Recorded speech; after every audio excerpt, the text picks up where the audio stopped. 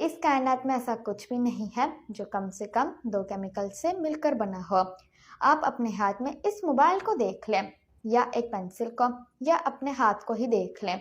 इस दुनिया की किसी भी चीज़ को अगर आप टेलीस्कोप में लेकर जाएंगे तो वो आपको बता देगी कि ये स्पेसिफिक चीज़ कितने केमिकल से मिलकर बनी है। मिसाल के तौर पर पानी को देख लें, पानी ऑक्सीजन और हाइड्रोजन से मिलकर बना है।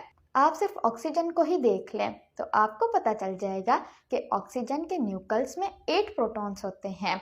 अगर आप एक प्रोटॉन को खोल कर देखें तो आपको उसमें 3 क्वार्क्स मिलेंगे।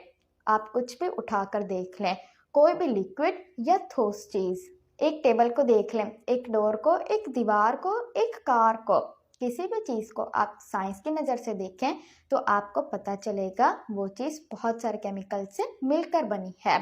अब एक दो बातें गौर से सुनें और उन्हें समझें। हर वो चीज़ जो कम से कम 2 या 2 से ज़्यादा केमिकल से मिलकर बनी है वो समथिंगनेस होती है। मतलब कि वो एक चीज़ होती है, और वो जिसने वो चीज़ बनाई वो खुद वो चीज़ नहीं हो सकता। मतलब मोबाइल बनाने वाला खुद मोबाइल नहीं होता, लैपटॉप बनाने वाला खुद लैपटॉप नहीं होता, वो लैपटॉप से बड़ा होता है। कार बनाने वाला खुद कार नहीं होता, जिसने चीज़ को बनाया है, समथिंग को बनाया है, वो समथिंग नहीं हो सकता, वो नथिंगनेस है। आपकी रूह, आपकी सोल नथिंगनेस है, सिंगुलैरिटी है। आपकी रूह केमिकल से मिलकर नहीं बनी। मतलब रूह अल्लाह का अमर है, इट्स सिंगुलैरिटी।